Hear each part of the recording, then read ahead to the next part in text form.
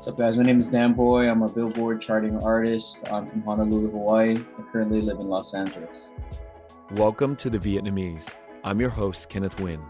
Being part of a culture of nearly 100 million Vietnamese people in the world today comes with a lot of pain, proud history, and privilege. Join me as I highlight and explore the Vietnamese experience from all over. Thanks for coming on today. First off, how did you get your name?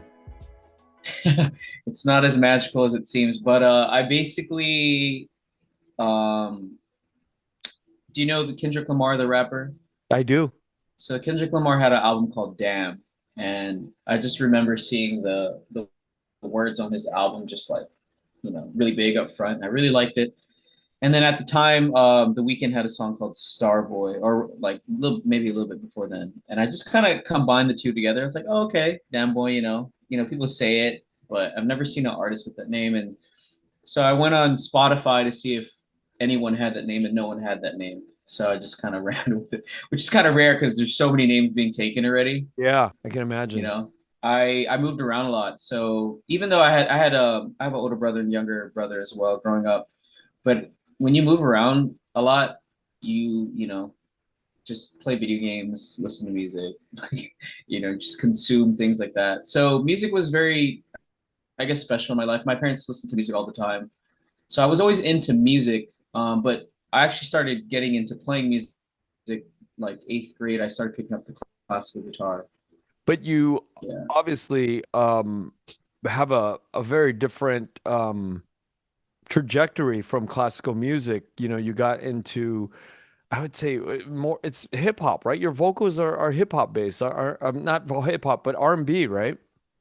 Yeah, I would say that I can see some R&B-ness. I don't know. I just think, Yeah. I mean, I think I do like pop. Like I guess you can call it alternative pop. Just means like different pop. But yeah, I grew up listening to different things, and especially being from Hawaii, playing a lot of bars and weddings. You kind of have to learn hundreds of songs, and remember them. Just if somebody requests them off the bat, you just have to play it. So. And how did you get into the whole music scene in Hawaii? I feel like growing up in Hawaii, especially, this is like pre TikTok and everything else and the internet. You just kind of have to like figure out how do I perform in Hawaii, and Hawaii's a very touristy place and it's a lot of bars and weddings and stuff.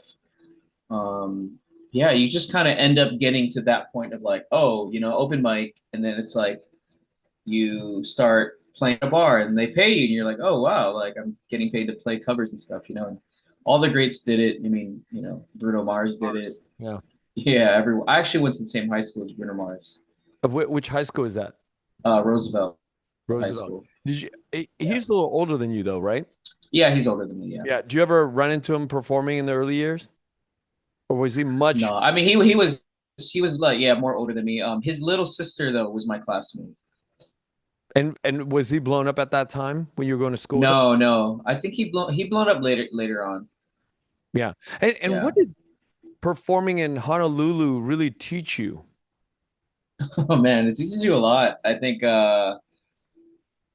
I mean, first knowing that that industry, the whole bar, like playing bar gigs and weddings, very competitive in Hawaii because Oh, it's also really? an island. It's an island, like everybody kind of wants that spot, right? So you end up learning having to be really good at what you do. There as far as the bar gigs, there are guys who are loopers. They'll like make a beat out of the guitar and record themselves loop. And then there are guys like me. I didn't really loop. I just kind of played my guitar and sang. But you had to kind of be really good at what you did, or have a special thing that you did to kind of really stand out. And what was the special thing that you did that made you stand out? I think for me, it was just my voice. It's just like singing, actually, like singing the harder songs and stuff and belting. I feel like that's my specialty. Yeah, no, you have a tremendous voice. You have a very dynamic Thank you. range, and it's very impressive. But how do Thank you. you pick the songs that you're picking while you're doing the Honolulu gigs? When you go out, you kind of just hear the stuff. So like in Hawaii, we have our, local like kind of big songs, so that those are the ones that you learn, right?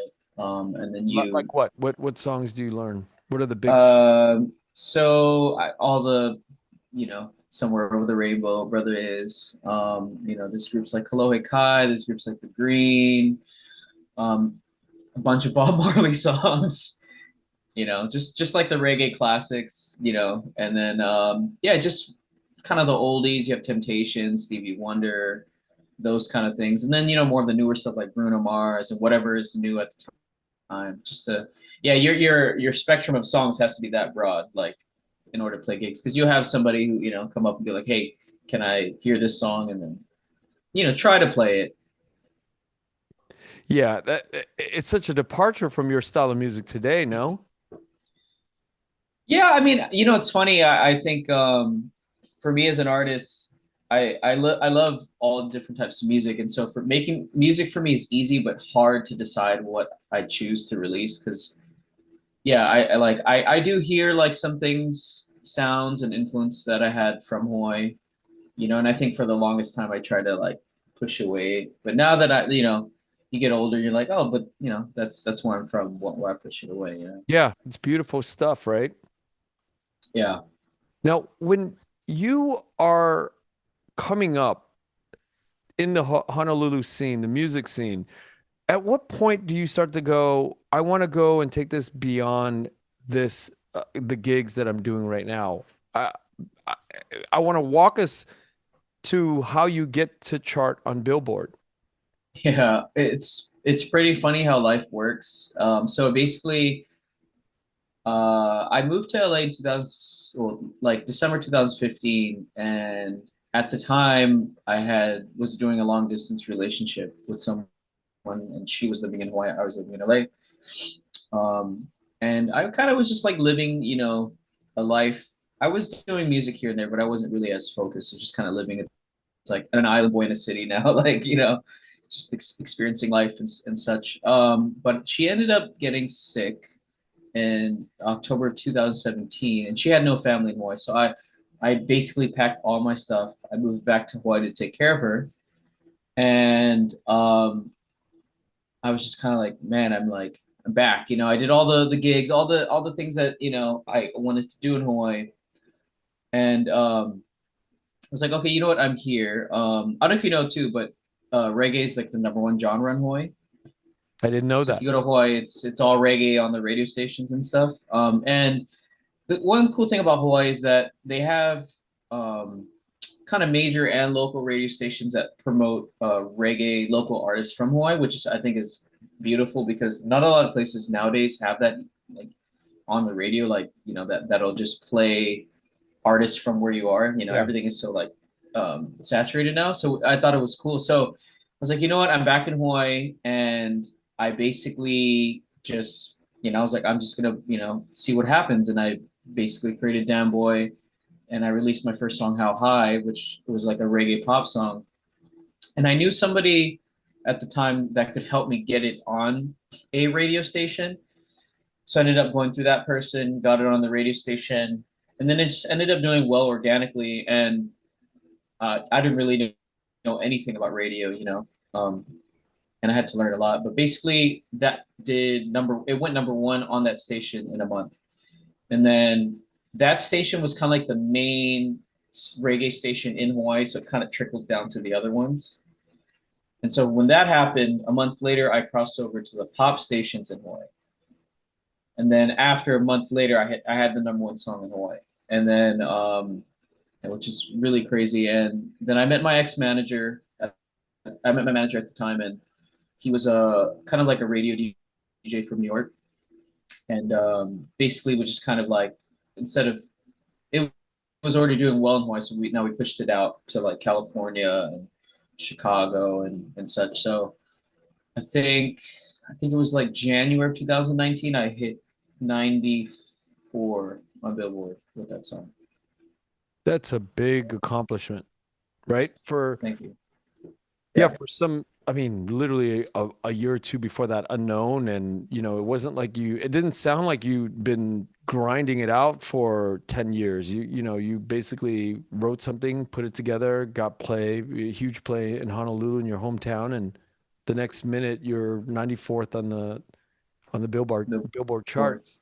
Yeah, it feels like I didn't do the grind, but I did. Yeah. Like Tell me from about. all the gigs and stuff. Yeah. Oh, okay, yeah, yeah. But I guess what I meant is like writing, producing, putting all of that material, original material out in Yeah. the world. Yeah. Um, it's kind of crazy how life works. Like I've always been a songwriter, I guess, but I learned a lot, like production and mixing and mastering through that song. I made that song with my friend Ronnie. Um, I mean, you learn a lot. Like radio game is so different. Nobody really does radio anymore, too. It's all about streaming. So, especially around that time, there was a transition from like radio being number one to like streaming now. It's like Spotify and stuff. So I had to learn that. And it's just music is always changing. Every year, I feel like there's a new like something. And then a year later, it was like TikTok. It's like it just Well, keeps transforming. Like, what's the difference between the radio game and the streaming game? well, I think now, so if you were gonna do radio, and there's different types of radio, right? Of course, there's online radio, there's major radio, and then there's like local radio and all those things. I think for a musician, radio is still a cool way to kind of get your songs out. But the route that I did it costs money. Nobody wants to say this, but it's some type of form of payola because like radio is all about commercial time, right? So when you hear like some auto company commercial, they have to pay to get on that spot, right? So it's similar in a way. Not to say that in Hawaii was very beautiful because those stations supported local artists, so you didn't have to pay. You had a good song, you know how to push it, people requested it. It happens like that, but in order for you to do a radio campaign, yeah, it's something you have to like put your money into it. I mean, song has to be great. You can't, Yeah. you know, But yeah, what does that look like when you say you have to put money into it? I mean, I've heard Taylor Swift in the early years had to put her parents put a lot of money into, yeah, you know, pay to play, right? What does yeah, that look like?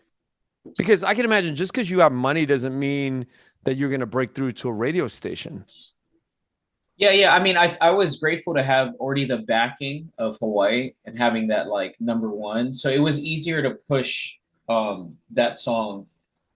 So I mean, I didn't have to pay anything like ridiculously crazy, but you have to do something, and of course, like interviews and stuff. Like I'm not from at the time like LA, so I had to like go to LA, drive here, did interviews, and such. So that also costs money.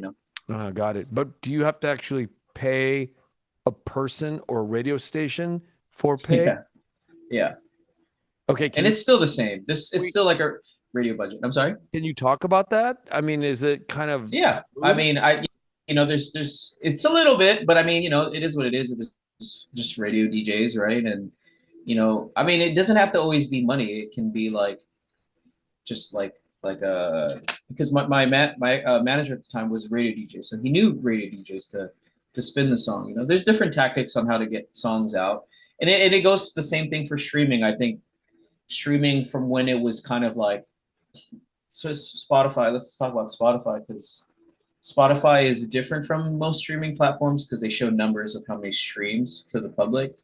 Right when you go on iTunes and Apple, they don't show it. So there's definitely been ways to get your songs out, and there's been like the people don't really do it anymore, but like pay some system to grow your numbers, and all that's debunked and fake now. But like there was a period of time where people have had to learn that in the streaming kind of like knowledge of where we're at from then to now.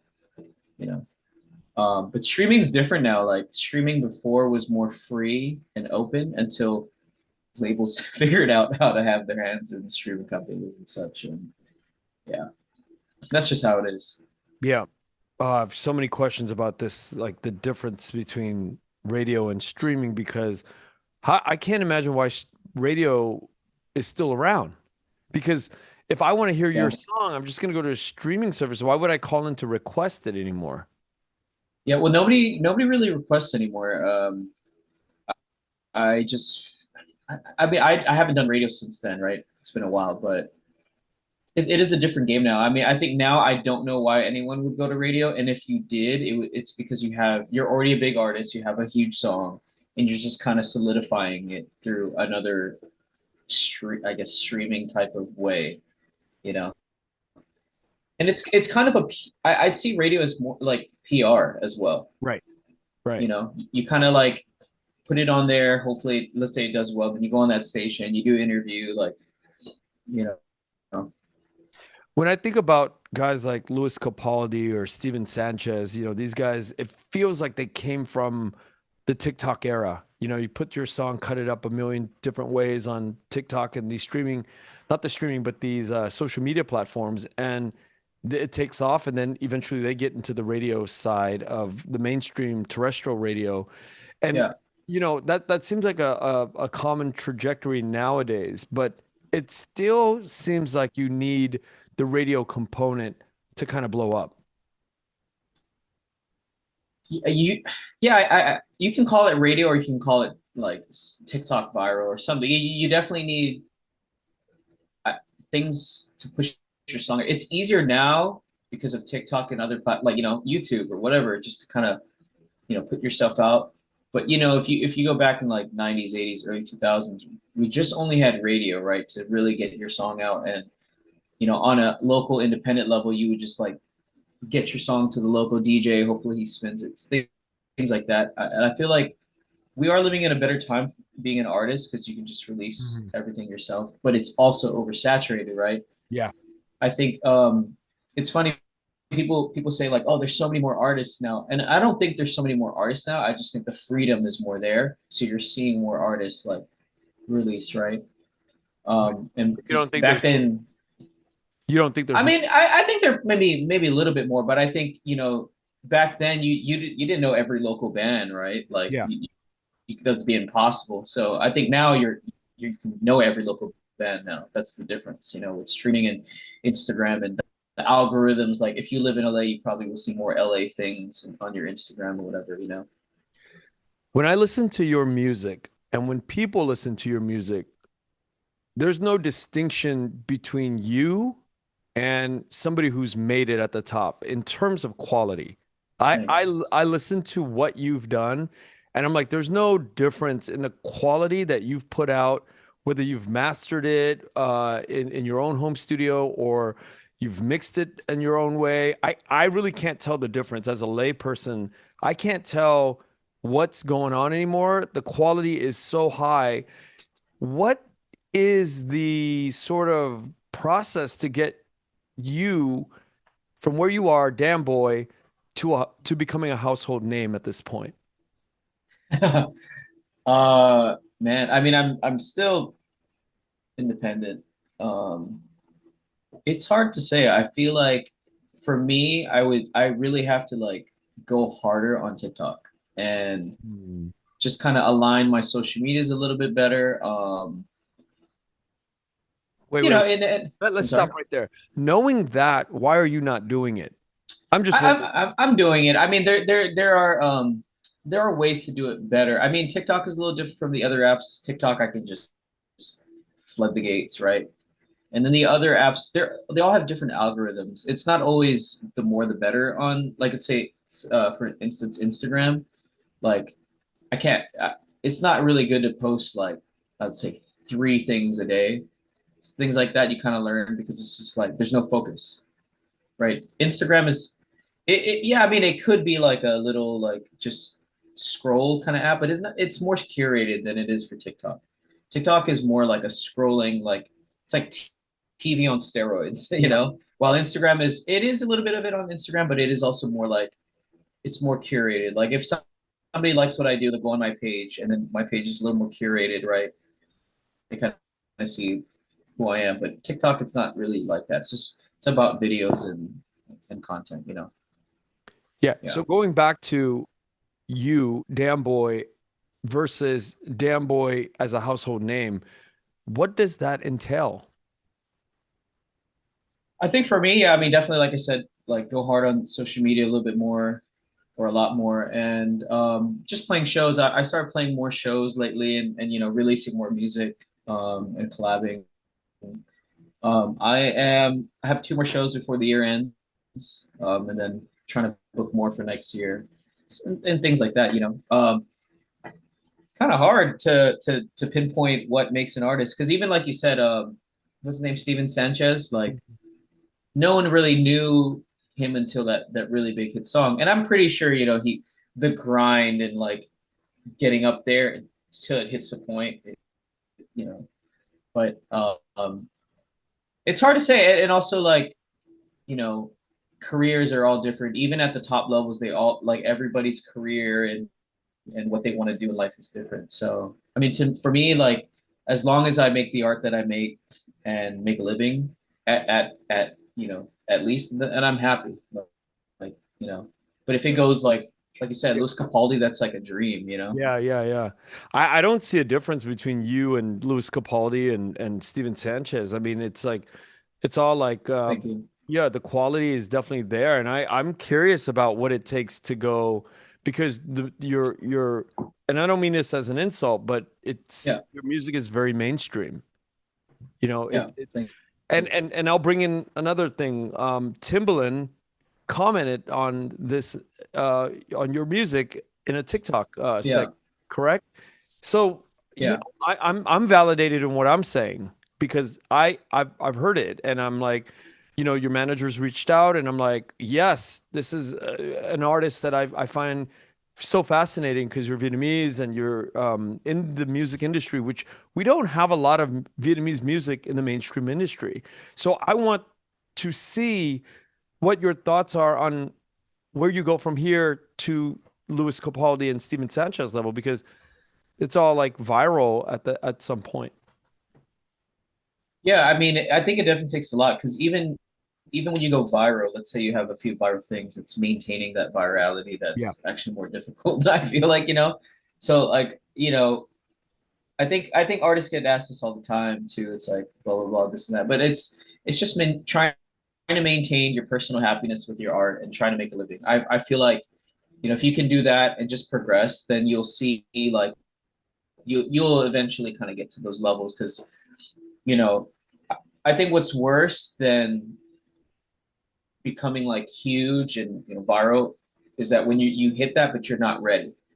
And it's not means like you're not ready skillful wise. It's like personally you're not ready, or like it's like many other things because I moved to LA to do music and stuff, and I have no family here, so that's like something that I had to like get used to and like be ready because also when you're at that huge level and you go on these like 2 to 3 year tours, like it's draining. It can be spiritually, physically draining. So it's baby steps. I feel like to get to that level and to be able to execute that. Yeah, because it's an interesting skill wise, I think you're there, you know. But to hear Yeah, this other side of it of being ready, like spiritual and you know, psychologically ready for all of that. Are you ready yeah. for all of that? I think I am now. These past 2 years, and especially during the lockdown, like I think everyone has learned a lot about themselves, right? It's about like I learned a lot about what I want in life, especially with music and stuff. I put too much time away, in like just kind of like grinding on music, and I like well during the lockdown, I've noticed that like I really didn't really focus on family and relationships and my health. And the past 2 years, I've been trying to do that. So I'm ready now. I feel like um, to get to that point for sure. Can you walk me through the process of creating music for you? uh, yeah, I've kind of had a way of doing things, but I've recently kind of like trying to change it up. It's there's really no way for me. I feel like I have lyrics, I have concepts, and then or I just kind of like freestyle melody. Sometimes I'll just write it on the guitar. Sometimes I write it on the beat. I really like to collab with friends, so I usually do that. But I try to keep it as fresh as possible, just because I don't know. For me as an artist, it's very weird to say. Like I think a lot of people, like especially younger kids, trying to write things to just have it to be catchy, right? But for me, it's like, yes, I want that. Everyone wants a hit song. Like I need to feel attachment to it. And that's why I try to change things up to find attachment to art instead of just like, oh, this is a good song, you know? Because at the end of the day, I have to perform it. Like I have to promote it. I have to sit there and listen to it, you know? Like the amount of times it, like I've listened to whatever I'm gonna release is insane. You know what I'm saying? Like from the process of creating it, writing it, recording it, mixing it, mastering it, and then now like have to do content. It's so I need to have an attachment to the song. And how do you even know Yeah, that so you're I try to have. yeah, but how do I'm you even know sorry. you have an attachment to a song? You wrote it, it's your baby, and you're saying that, Yeah, let's say you finish something and you just like look at it and you're like, I'm bored of this. I don't connect to it anymore. So at what point does that true solid attachment happen, and how do you know when it does happen? yeah. I think I everyone has a different reason of why they make music, right? So I think for me, at this point in my life, what excites me is doing something different, doing something where I think no one's really doing. That's one aspect. Lyrically, too, I think it needs to fit the emotion of what I'm going through, and I want to portray. And then also because I'm a vocalist, so like I try and push myself vocally, and that excites me as well. So I think when I hit those kind of three things, um, it helps me to get like not get bored of the song, Got it. you know. But it's a love and hate relationship. Like my it's my first song as Damnboy, like that hit Billboard, like I had a love and hate relationship with it. I think a lot of artists with their like biggest songs, they have love and hate relationships because it's like, it grows to be something so big and grateful for it, but also as artists you grow spiritually, you grow. But then, sometimes you get older and then you look back and like, oh, I appreciate that song now again. It's weird. It's like, yeah, songs are weird. What was the name of that first song that charted? It's called How High. How High? And Yeah. when you think about replicating that situation with How High, is it hard? I have friends that tell me this all the time because when that song did well, I kind of like left Hawaii like right after, just kind of push and live, and I just ended up moving to LA like right after. And a lot of my friends who do music in Hawaii was like, "Man, you should have like stayed in Hawaii and kept doing reggae, like, and you could have like blew that up more, the reggae pop kind of stuff." And honestly, I really believe that I could, because writing songs is not, it's not hard for me. Like I kind of eat, breathe, live writing music. But I think to get that virality with a different genre that I'm doing, which is more pop, I think it is a little bit more harder. That yeah, especially with the way, because I mean that song came out 2018, so like from then on to now, like technology now, it's like it gets easier to do things. It's so funny. It gets easier to do things, but it gets harder to like do things as well, Got right? it. But now that you're like, now I have to like, it's like TikTok, streaming, Spotify, and then now there's AI. It's like like I said, like every year in music, there's something that affects music in a crazy way where you have to kind of learn, you know. It's almost like when I think about warfare, right? Like warfare out in the battlefield has gotten so sophisticated for the United States, but then people who are going up against the US, like China, is also creating sophisticated weapons. So it's like Yeah. as you're getting better as a musician and your music is getting better, there's more musicians, there's more people doing bigger and better things as a result of the same tools that you're using.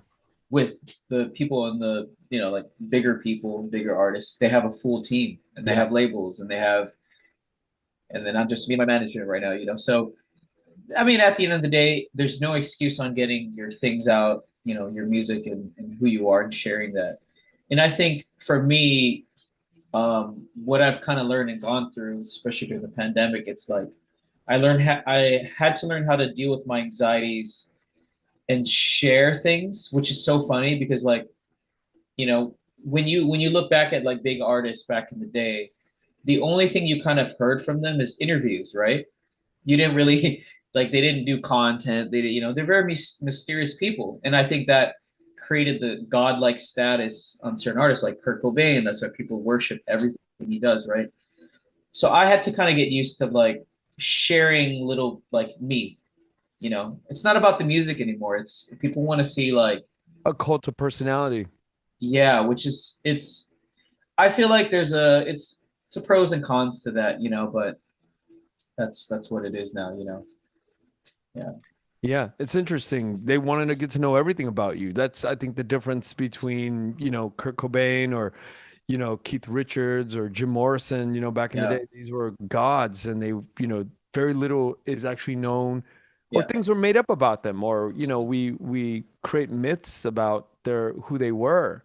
Yeah. Janis Joplin and Jimi Hendrix, and these people are people that are existing in our minds as people who don't walk the earth. Yeah.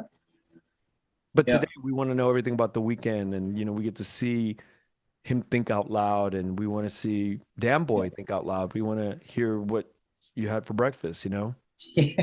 The Weeknd actually you know, he came out in a different era. So I feel like artists that were pre-TikTok and that are big like get to don't have to do that because they've kind of built something. So like the Weeknd, you know, the Weeknd has been a little bit better. He did interviews. He was known to not do interviews at all. Oh, you're right. He was very Yeah, secretive. That's a bad very secretive. example. Yeah, so he has a very mysteriousness to him still. But yeah, I mean, you know, like other artists, it's just like constant content. I mean, you know, artists on of that bigger level too have complained about it. And labels just want them to do content, but it makes sense though. It's like it's free. Content is free. You can literally just like you know, it takes a lot, like just to do really good content and also have to make music and blah blah blah. But like, it's a lot, you know. It's free. Like I think that's why labels like want it out. Like, hey, you have a TikTok, promote it. Like, Yeah. you know, Did you go to school for vocals or music, or was it sort of things that you just picked up as a journeyman along the way in Honolulu?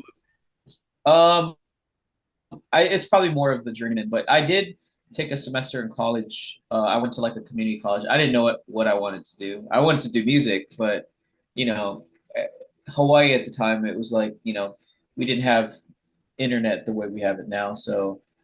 I took a semester. I really learned, you know, how to like. I guess what I learned from that semester was like really how to learn use my diaphragm to sing. But it's just like my voice though is basically like singing at bars and weddings and stuff. Yeah, Hmm.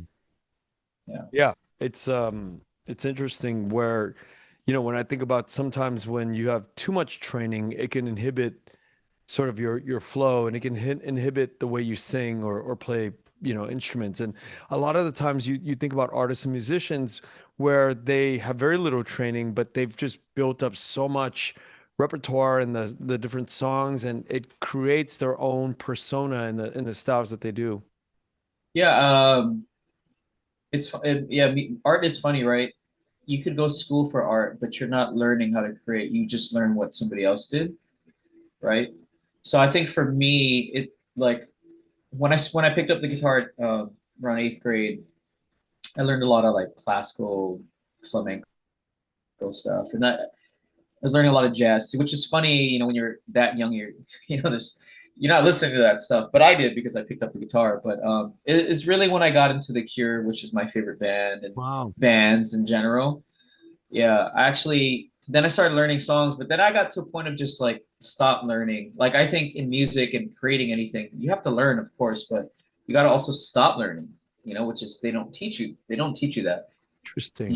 You just create because yeah, you are seeing a lot of influx of like especially with social media, kids just emulating and they're just copying and copying and copying, right? Because that's what society's telling you to do. This is what success looks like, so do that. And you know, not to say there's no originality, but I feel like there's less because of the oversaturation of information. And I think kids need to learn how to like stop learning, create, you know, make mistakes. Like, how are you gonna know who you are if you don't make a mistake, you know? So for me, it was years of that, you know, years of writing on the guitar and then years of just learning how to produce and write to that. And I'm still learning, I'm still learning who I am.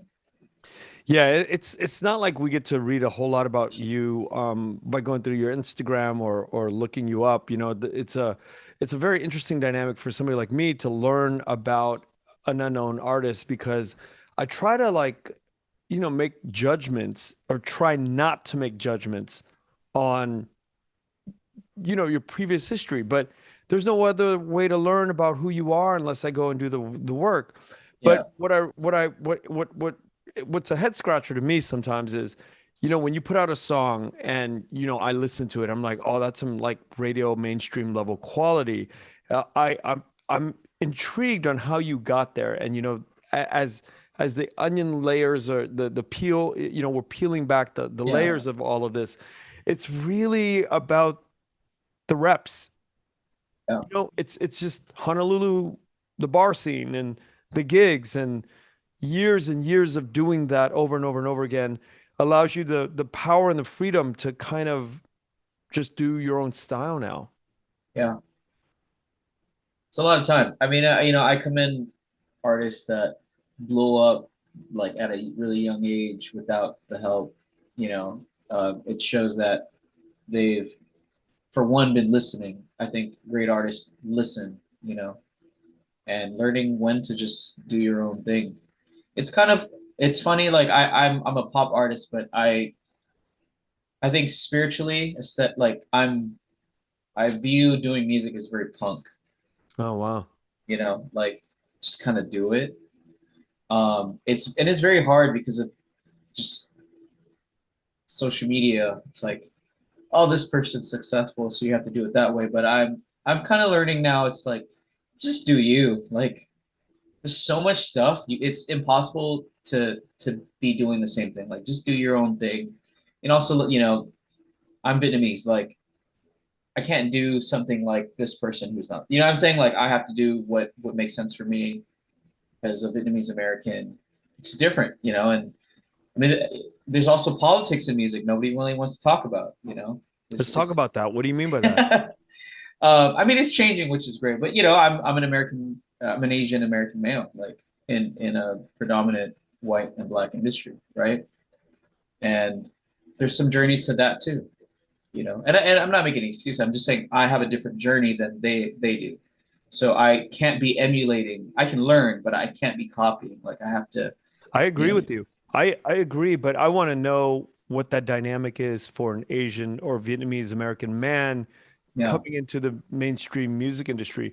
Because if you are a black person yeah, and you are singing and creating the way you do, yeah, I think the optics might be different, right? yeah, yeah. It might be. I don't know, but it might be. No, I think it is different, and I think it's good that it's different because we have different upbringings, right? So to showcase that through who you are and through your music is amazing. Like you know, I think as a Vietnamese and Asian American male now, it is it is a better time than it was before. Because of the influence of K-pop, right? And I think for the past couple years, I would say like 5 years, the rise of K-pop. It's been very interesting. I think for people who are Asian Americans who kind of like see that, I think there's a like, and then see me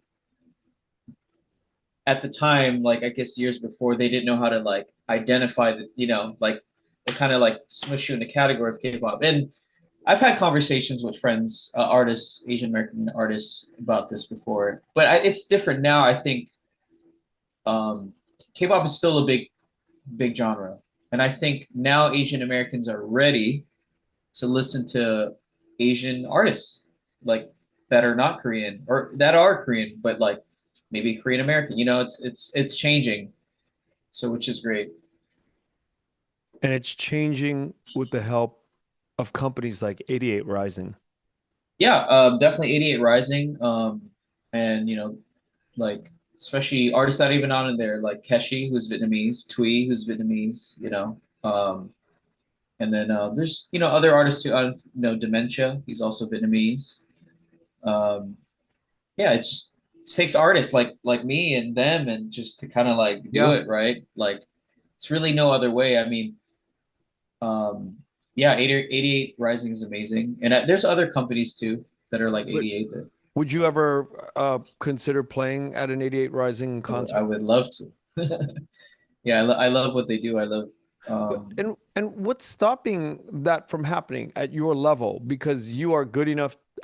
Let me be frank. I think you're yeah. better than a lot of the.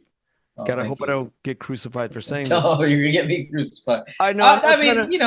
I'm not art's trying to get you in subjective. I mean, trouble, but but it's just, frankly, I think you belong up that stage. What is the what's the holdup? What needs to happen for you to get to that point? yeah, I just have to, just build my career a little bit more, to perform more live, which I'm doing now. And just yeah, social media, social media, social media. It's Damn. basically build. So that's all right. So that's the key to all this, right? It's the key to what I do. It's the key to what you do. It's the key Yeah, to what writers do in book writing, film writing. It's really about the eyeballs and the impressions, right? yeah, It's yeah, about the consumption or the need for consumption of what we do yeah, and how to get that and how to leverage these eyeballs is really the key. Because yeah, sometimes, you look at the content and sometimes it's not there. It's not the quality's not there. yeah, But sometimes you see high quality, but the eyeballs and the impressions are not there. So yeah. the whole key to this game is how do you prove that you have all the impressions and the eyeballs on your content? Yeah, I think for me, I mean, I've been working on my EP right now. So I dropped one song off the EP, and I think it's just a build. You just build and build and build and build and build, and just don't stop. I think especially in this time, like even when you're not, let's say if I'm not going to be dropping something, I should just still be doing content, right? It's constant, so it's a lot, but it's what it takes. Like if you want, like you said, like what is stopping me from like 88 level, right? That's what it is, That's right? what it is. That's all Yeah, it is. It's not even the quality of the music. It's the numbers where the yeah, bean counters at the studio level or at the event promotion level can go, oh, he's got 2.2 million followers. We need to get him on. The music is there. His number counts there. Let's just bring him on, and it's a formula. yeah. And I think what I'm talking about in this area is just on an independent level because there's different levels too on how to get somewhere, right? But on my level at this moment, yeah, it's social media, it's playing shows, and honestly, for me, like I don't even view it as like, oh, how do I get there? It's like I just at this point in my life, like I just want to like reach people, connect with people, perform, because if you do that and that's like the bare minimum of, I think, as being an artist, then it'll something will happen. Like, especially if the quality's there and the work is there, it's gonna happen. That's a good attitude to have because if you're enjoying what you're doing and that journey is what nurtures you, Yeah, then eventually, as you keep going, you just keep stacking content, you keep stacking impressions, yeah, and that eventually leads to opportunities. And I think that's like the key to all of the work that we in the creative industry do is that you just keep doing what you love to do and you develop and you become better at what you do. And over time, other people start to latch onto it with their eyeballs, and that translates into invitations. yeah. I mean, honestly, I think that's the only thing you could do. I mean, being in art, it's like it's a roller coaster ride. It's like up and down, up and down. So it's like, you came into you like started doing, whatever it's acting or dancing or music for the art of it, right? And you can even see it at the highest level, like you know, when you're like someone like Brad Pitt, you only take the roles that you want to take Yeah, because he's successful. Like money, not to say money doesn't mean anything, but like he wants to do roles that he wants to do, and you should be doing that from the beginning, right? I mean, there's gonna be times where you do things that you're like, I don't know, but mostly I think I should be doing things that I want to do as an artist. yeah, I think that's the way to success is to do the things that you want to do. Because otherwise, that whole attachment thing that you talked about earlier is not there. No, yeah, like, yeah, life's short. Why are Yeah. you why are you not doing what you want to be doing? Yeah. But But how much of all of this requires money to oh push man, what you do? I mean everything. I mean, things require money. Like for me to get to a point of like having to make music required money to me buy an instrument, buy my speakers, buy these headphones that I'm using now, microphone. Like it takes money. Yeah, I mean in music, songs are like products, right? The more money you have to push, that's the marketing money. It's the same thing. But with TikTok, you can figure that out, and I mean it's free. It just depends how the videos do, but at the end of the day, they're free commercials in a way, you know? Yeah, yeah. It takes your time to cut them Yeah, up and do it right. takes But there's time. this, I forget the name of the artist. It's a piano heavy song. It's recent in the last year. And he played for his piano teacher. Oh, Name? Jake, Jake. Jake. Yeah, That is the prime example of a TikTok viral sensation that just made it to mainstream. yeah. I mean, I think there were steps to get to that point. I don't think it was just like that, Oh, but really? yes, yeah, yeah. What kind of steps?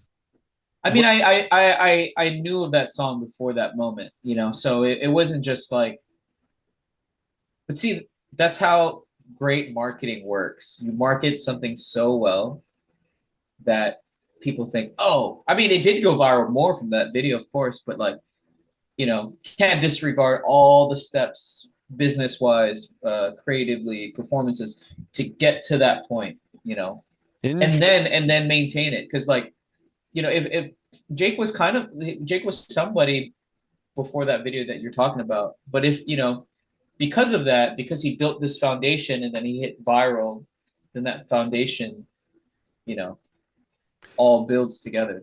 And it's weird that you say that. You're like, he was somebody before that viral video, but not to me, not to Yeah, like not regular yeah, people, right? yeah, yeah. We don't know that. It's like, wow, that one video changed his life. But you're saying no, no, no, no. There's building blocks that he put in way Yeah. before that moment. I mean, even that video. I mean, I'm not saying anything about the video. I'm just saying you can plan those things. I mean, that was a plan in his head, right? Oh, wow. I'm gonna show my teacher this song. That's a content plan, right? So, you know, I think not to be jaded or anything, but things in the industry may seem super organic, and that's the best marketing strategy for music. It's so weird that in America, it's so funny that we want everything to feel organic as possible. But when you go to like let's say Korea, Vietnam, or whatever, they don't Oh, care. they don't They give don't care. They actually want the opposite. They want something so crap it. officially crafted. It's so crazy. It's so different. It's weird. That's a good point you bring up. But it's so interesting too to hear about the story of Jake, where that moment that his teacher gets to hear it. But that guy is also really good at the amount of TikTok videos that he put Yeah, out. yeah, There's so many iterations of that song that went out. You could see if you go back into his TikTok, you could see so many different times that he's played it. I yeah, think a lot of these TikTok artists that have made it to mainstream radio, it's the same playbook. They yeah. go and they cut it the same song up into different versions on social media, and it allows them to get viral tracking throughout the social media sphere. Yeah, it's so funny. He's doing a new one, and it's a newer song, and I still think it's related to the album, but his content for his new song was like I think if like he was like tired of hearing that old one like Golden Hour, so he was like, oh, I got a new one, which is it's like another Oh, like no. keeping that momentum going, which is There's crazy. yeah, it's like this day and age, you need a college course or some Yeah, class to analyze the new history of making music in the world. It's not the same anymore. it's not the The same. Yeah, dynamics are very different. yeah. It's funny too because like I mean, I believe you need a hit song to go big, like Jake Golden Hour. It's an amazing song, and he's really really amazing.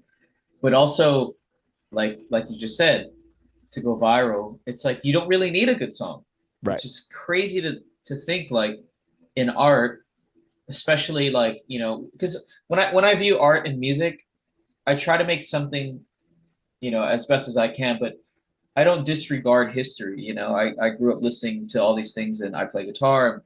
So like I try to make something that is new and I try to make something that I like and blah blah blah blah. But if someone were to tell me, "Oh, you don't really need a good song to go viral," which is crazy. It's true though, right? You just need something that goes viral. But if it's a good song, then you're lucky, right? But that's the power of social media nowadays. It's like you don't need Yeah. gold. You don't need gold to like sell. You need just can be anything. I And you mean, can wrap it up the way you wrap it up. It's kind of crazy. Doja Cat, you know, Oh, yeah, yeah. Doja Cat's story is crazy too. It's just all out of her computer laptop and all of a That's what they sudden, want you to think. oh, really? Yeah. I mean, I love her. I think she's amazing, but she has been signed with this guy named Dr. Luke for the longest time. And Dr. Luke was the protege of Max Martin. And Max Martin produced Yeah. all like Over in NSYNC, Backstreet Boys, like yeah. over in what is it? Not Amsterdam, but Sweden, yeah. Sweden. Max So Martin. yeah, I mean, but she has been doing music ever since she was young though. So like her talent is insane. Like she's so original. Even when you hear a song like a new song, and she'll write with other people, but her her style and her sound just crosses over all that because just she's an artist.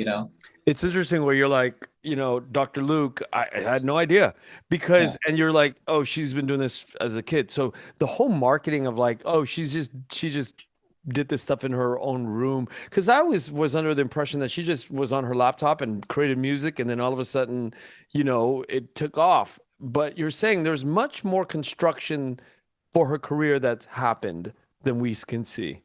Yeah, I think you don't ever disregard the things that got. I mean, I think what you're talking about is that song "Moo," right? When she's dressed up as like a cow. Yeah, yeah. So I think maybe that one is like in her bedroom and having fun. Like again, she's an artist and she's well capable of doing that, but you can't disregard all the stuff and the people Yeah. she knows that to get to that point. Like I said, if she knew no one, for example, and she hit virality, and didn't like have her team, she'd crumble or maybe not, but I'm saying she had that support. So when she did get to that point again, I mean, look at her career now. She is to me in the top five greatest artists Today. in my today. Yeah.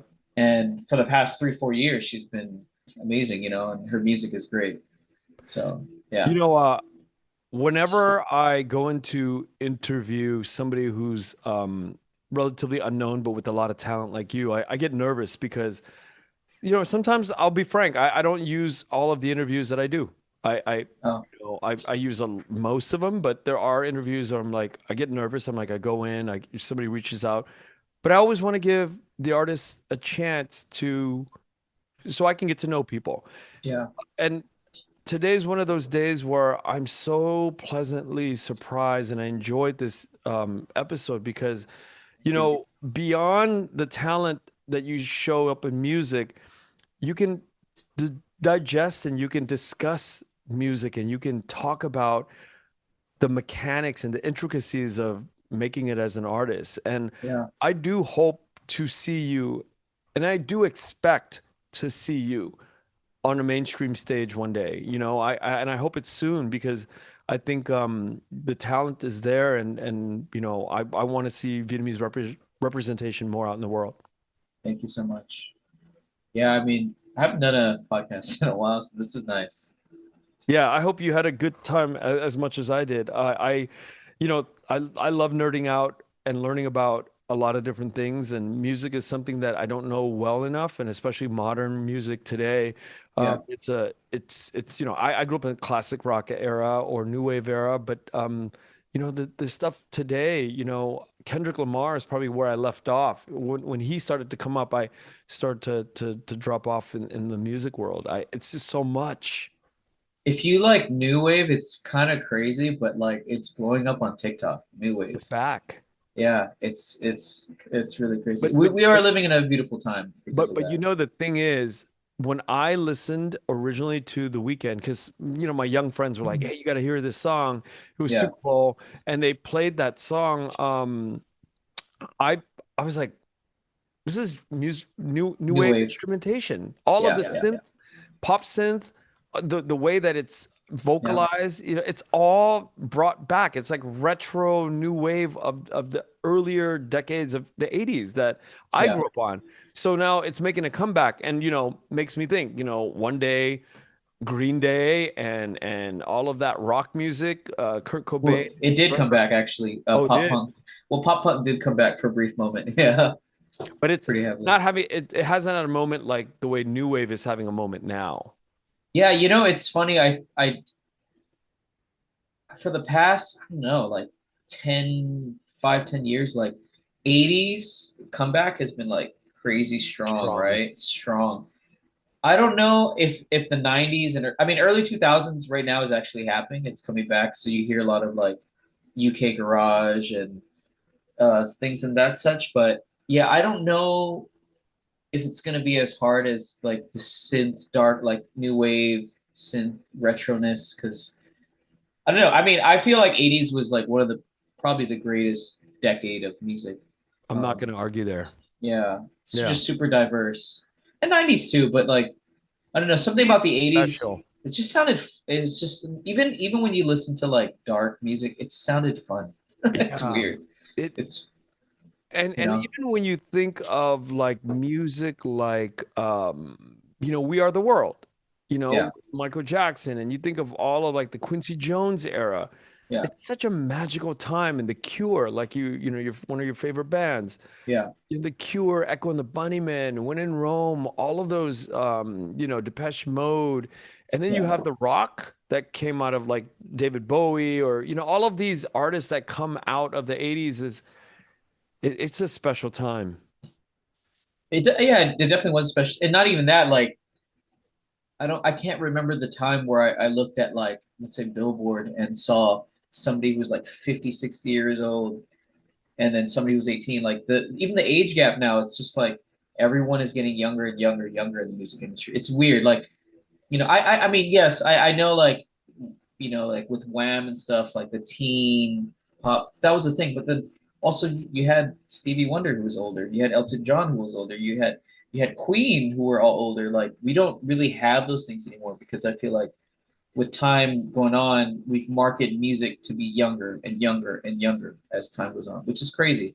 So I feel like yeah, 80s definitely was a special moment because it truly, really, really was diverse in that sense of just it was about the music, Yeah. you Yeah. know, which is crazy.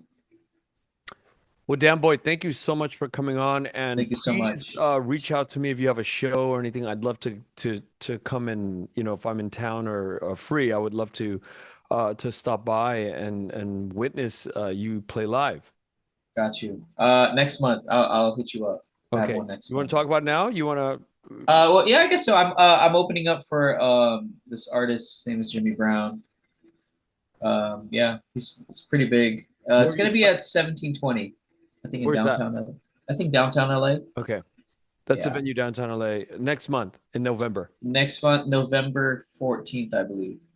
Okay, November 14th. You're opening for Yeah. Jimmy and Jimmy Brown. You said Jimmy Brown. Uh-huh.